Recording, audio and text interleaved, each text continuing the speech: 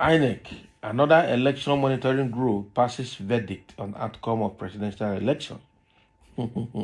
This election is still the talk of the town for now until the end of the year. It will continue to be.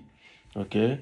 Now, another election monitoring body or group have passed vote of no confidence on this election and on Inec. That is true because what Inec has done is daytime robbery. What they did was in violation of the entire Nigerian law that governs election and the Electoral Act and INEC guidelines that governs elections in Nigeria. That is the truth. So INEC is still under fire and will continue to be under fire as long as Tinubu is still president-elect. Okay, so it's quite unfortunate that Nigeria has come under this condition. Rather than improving, we've gone worse. We've gone down below. Okay, things are still turning south for Nigeria. Quite unfortunate. So let's see this group. Civil society organizations have asked INEC to address challenges witnessed in February 25 election. Connected Development and its partners have asked the Independent National Electoral Commission to address challenges experienced during the February 25 presidential and National Assembly elections ahead of the governorship and Houses of Assembly elections.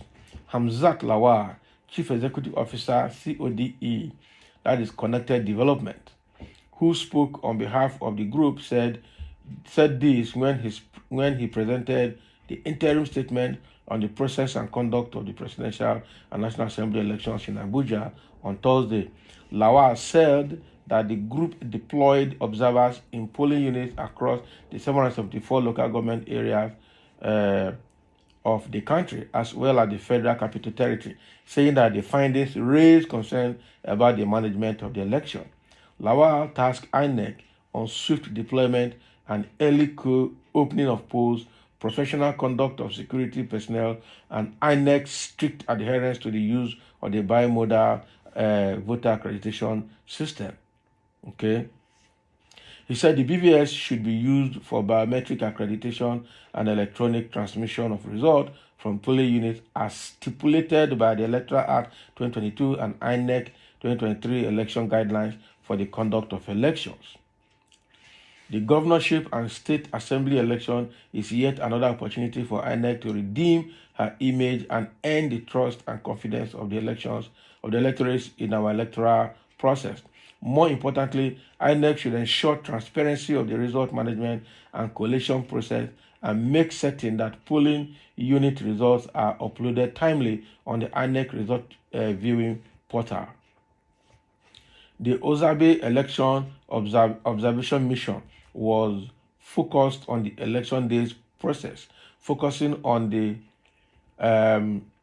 quality of the election with the notion that if the process is right, the outcome will be right and accepted by all. Drawing from these observations, CODE and her partners conclude that the 2023 presidential and National Assembly election failed to meet the basic threshold of a credible election, as it failed short of citizens' expectations, INEC's assurances, and benchmarking of international election best practices, Lawal said. Yeah, fails all forms of test.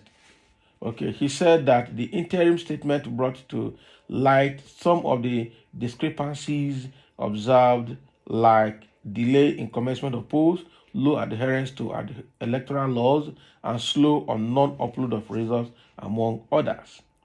Wow. So this is what is coming from CODE. They call themselves Connected Development Group, and their partners, okay, has made an interim report on the observations they made during the just concluded presidential and National Assembly elections. In summary, they saw that INEC failed in all of the electoral laws of Nigeria, in all of the our Constitution and also failed in all the electoral guidelines for 2023, Electoral Act of 2022, and everything. The election has fallen short of the Nigerian expectations and also fall short of the expectation of the laws and electoral guidelines in Nigeria. And that is actually not acceptable. Okay, so what I see in here is that the March 11 governorship and state house of assembly elections coming, that Inec has a chance to redeem her image again by making sure that the BVAS work, by making sure that polling units open on time, by making sure that the election is conducted peacefully, by making sure that after the election, the results are uploaded to the Inec result viewing portal using the BVAS machine right from the polling unit as stipulated by the Electoral Act of 2022 and the election guidelines. Okay. The most appalling of all of this is that the laws and the Electoral Act that INEC is in charge of, INEC made these laws. INEC did a lot of things. INEC gave a lot of instructions and processes to follow, and they came out to be the institution that violated the entire law, the process, and the guidelines. Quite unfortunate. The maker of the law breaking it, okay, and feeling that nothing can happen. Now they have come under fire from all quarters, both home and abroad, for doing what they did because it was shambolic, it was unreliable, it was not to be trusted, and it was disappointing to see what they did. Quite unfortunate. Okay, really quite unfortunate. We can't continue like this. So connected development, they call them the code, is it was an election observing group that went around the 774 local government area in Nigeria and brought all of these anomalies that took place during the elections. And now they are asking INEC to find time to redeem its image in the forthcoming election. But how are we going to address this violation that they have done? That is an area that they have not made any recommendation. But the fact remains that INEC must also redeem its image concerning this presidential and the National Assembly election that have just been concluded. Okay, they need to revisit the result collation process. They need to make sure that they bring the original result as we have them in the BVS machines, because the BVS machines are there, except they have gone to delete them. This government is so fraudulent. I'm sure they must have collected all the BVS machines and deleted the entire content, so that by the time you even look at it, you really won't see anything. The original collation paper, result papers from each polling unit, they must have destroyed them or keep them where nobody will access them. I tell you the truth. So I don't know how we're going to do all of this. How will Nigerians get the result they need to make the case, especially the Labour Party and the PDP?